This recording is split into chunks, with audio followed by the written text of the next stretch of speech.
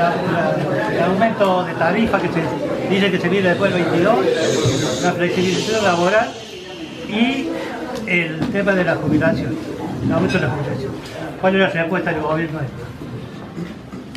Yo sé que hay una oposición al gobierno nacional que está un poco nerviosa, falta una semana nada más para las elecciones, la gente mayoritariamente se está sumando a este cambio, a esta transformación que ya lleva 21 meses en la Argentina y esto genera nerviosismo y de alguna manera también esta campaña del miedo, tal cual fue en el 2015, de alguna manera subestima a los argentinos, a los cordobeses en este caso particular. ¿Se acuerdan que en el 2015 lo que se decía era que cambiemos, que el presidente Mauricio Macri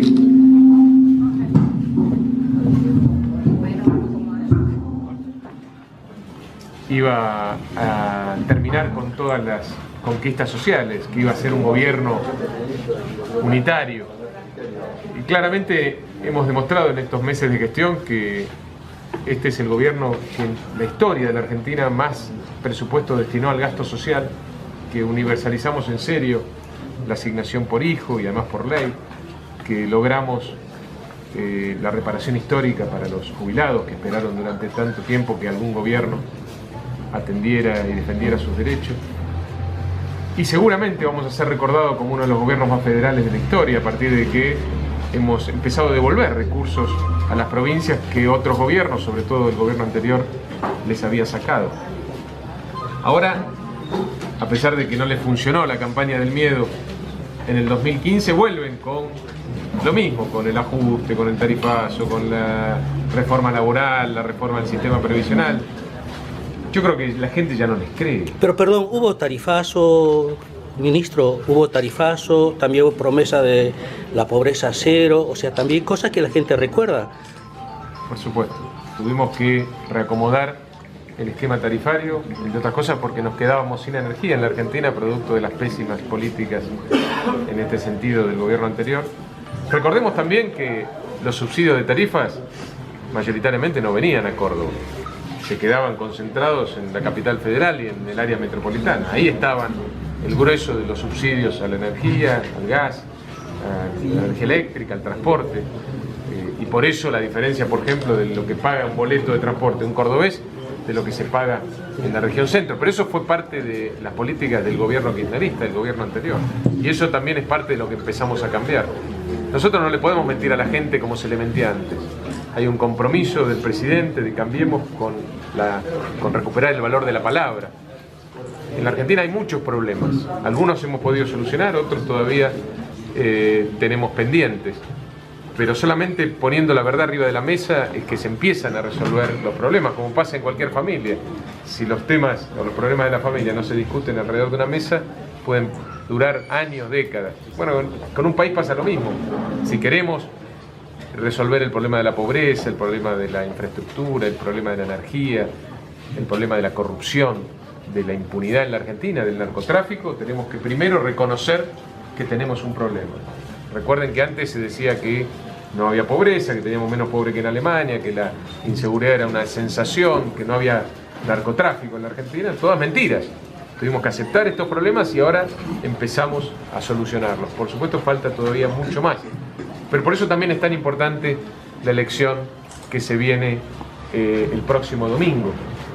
Porque de alguna manera ahí también se va a poner en juego la consolidación de este camino de cambio, de transformación de la Argentina, o la vuelta al pasado, a ese pasado que nos llevó a la frustración, al fracaso, a la corrupción, a la impunidad.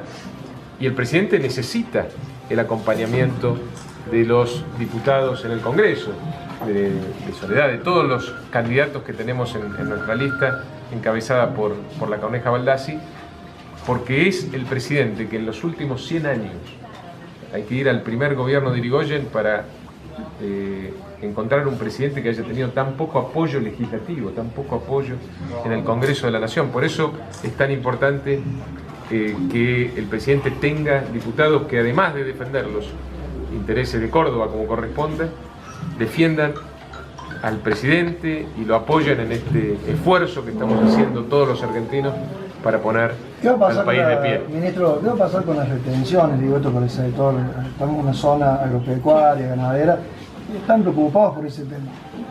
Bueno, el campo ha sido, de alguna manera, la cabeza de la punta de lanza, la locomotora de la recuperación que estamos viendo hoy, después de un año muy difícil, ¿no? Y realmente el campo ha sido artífice y protagonista de la recuperación de la economía argentina, que ya lleva 4 trimestres, este es el 4º trimestre consecutivo de crecimiento, ese crecimiento que ya se empieza a sentir también paulatinamente en los bolsillos de la gente, aunque todavía algunos sabemos no lo perciben, pero si seguimos por este camino eso va a ocurrir más temprano que tarde.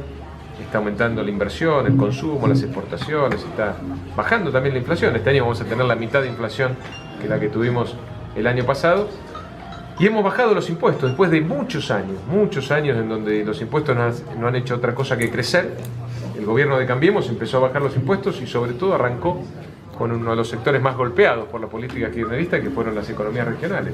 Por eso eliminamos todas las retenciones a las economías regionales y empezamos a bajar también las retenciones a la soja, modificamos el impuesto a las ganancias, empezamos a darle alivio fiscal también a muchos vecinos. Y esto es el primer paso. Falta mucho todavía. La presión impositiva sigue siendo altísima en la Argentina, no solo del gobierno nacional, también las provincias.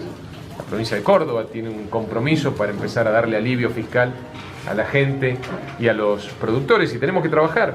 Después de las elecciones nos vamos a sentar alrededor de una mesa, convocados por el presidente, a todos los gobernadores, para empezar a discutir una reforma tributaria en serio, que involucre los impuestos nacionales y también los provinciales y los municipales.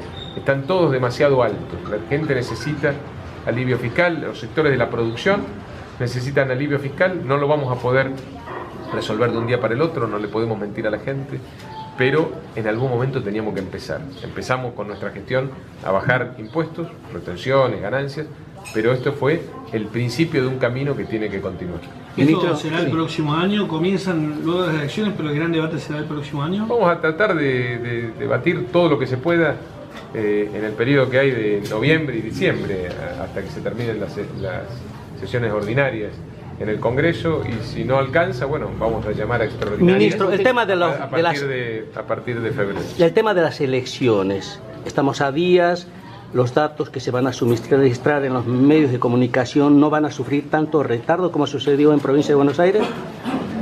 Bueno, no es el mejor sistema este que tenemos para votar los argentinos. Nosotros hemos propuesto, después de un largo debate el año pasado, una reforma electoral.